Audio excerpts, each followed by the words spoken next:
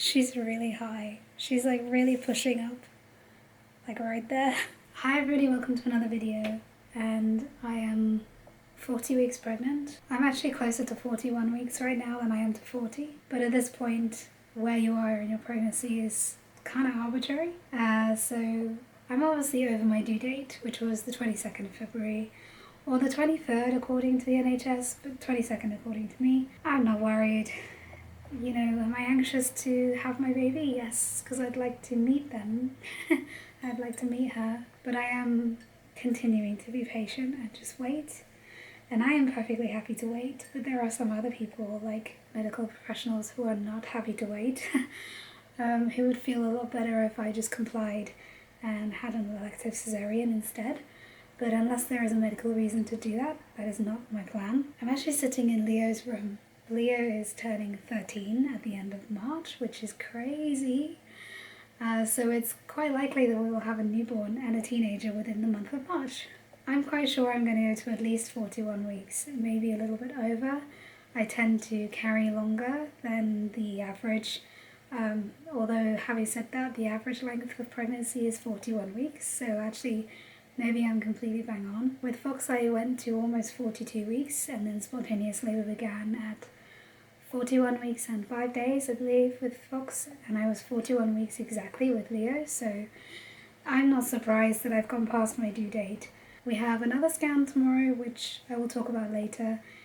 It's not necessarily what I want, but I'm kind of doing it to placate a few medical personnel. Physically, I feel quite well. I do have some aches and pains. This is the pregnancy that I've had the most significant discomfort with in terms of back pain and pelvic pain. On my lower back, in my sacrum, I've got kind of like a very angry SI joint on the left side, which is a bit sore.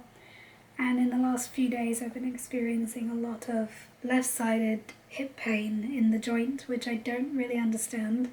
I can only assume that because I'm so close to giving birth now, my joints are just super unstable. I have also learned within the past year that I actually do have hip dysplasia, so it makes it more likely that my hips will grumble. I'm also a little bit older. I've been pregnant quite a few times now, so my body is kind of like used to being in a slightly more relaxed, I don't want to say used condition, but you know what I mean? Like, it's done it a few times now. I've got a few miles on my clock. Raspberry leaf tea. Let's see, at this point in pregnancy, energy does ebb and flow a lot. I'm finding that I am resting more, and because of the hip pain, I don't even walk around much anymore, which is somewhat concerning because I feel like I should be being active. Emotionally, largely fine. A few wobbles here and there about whether I'm making the right decision. Can I really do this? You know, and sometimes just feeling a little bit anxious, but really just trying to let go of the outcome. And just as long as she's here, well, safe, and I'm here, well and safe, I can more or less process whatever outcome, whatever birth experience I have. Spiritually, I am finding that I am really trying to just trust in the process, let go, surrender, trust that everything is working out for my highest good, not trying to control the outcome too much. What will be, will be.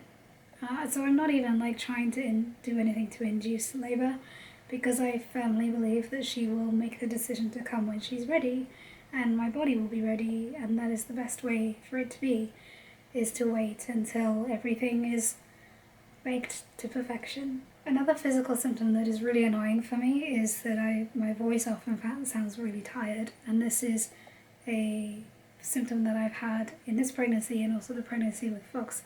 I don't remember if I had it with Ori, but definitely my voice sounds really tired. So like I said, we have a scan tomorrow, it'll be 40 weeks and 5 days according to my NHS date, which is something that I kind of compromised to a couple of weeks ago. I've been really direct to this pregnancy and very clear about what I wanted and what I didn't want. and I didn't want any consultants to phone me because I just wanted to be left alone, because they are always prodding and poking and looking for problems, and they just make me feel uncomfortable. So, but a couple of weeks ago, a consultant did phone me, and she started to ask questions about what I was going to do if I went past 40 weeks. To which I said, well, I'm just going to wait until spontaneous labour begins.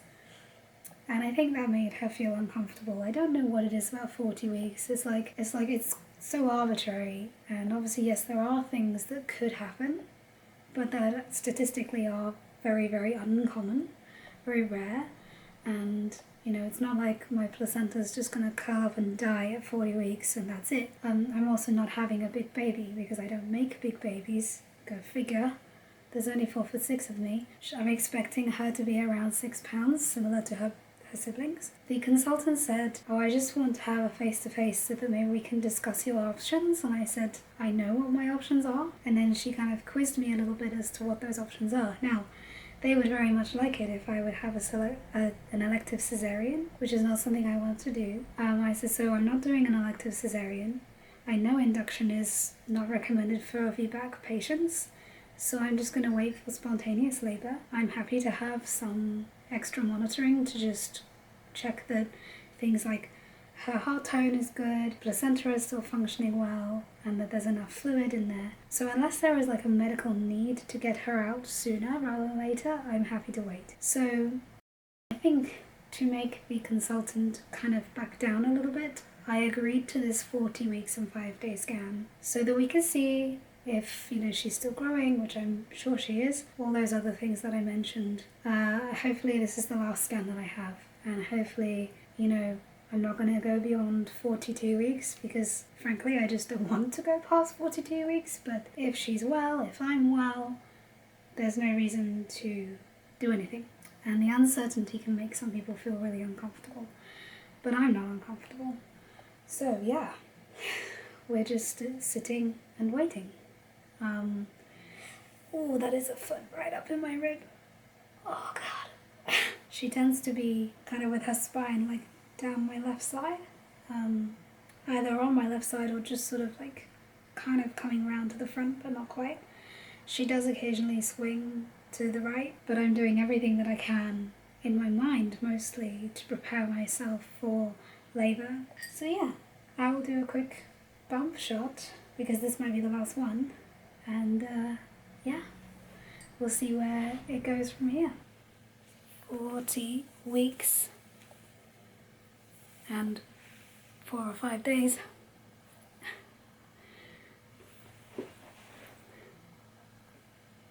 No stretch marks again.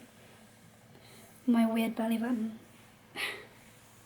which I don't like very much, but some people do. So the pain is like right here in my back. It's right on my sacrum. And the hip pain is kind of down here. And I think I do have a little bit of a muscular ache up this side. So I think it's all connected. So yeah, that's me. 40 weeks, 5 days. Also, I really hope she comes out soon because I'm kind of just ready now.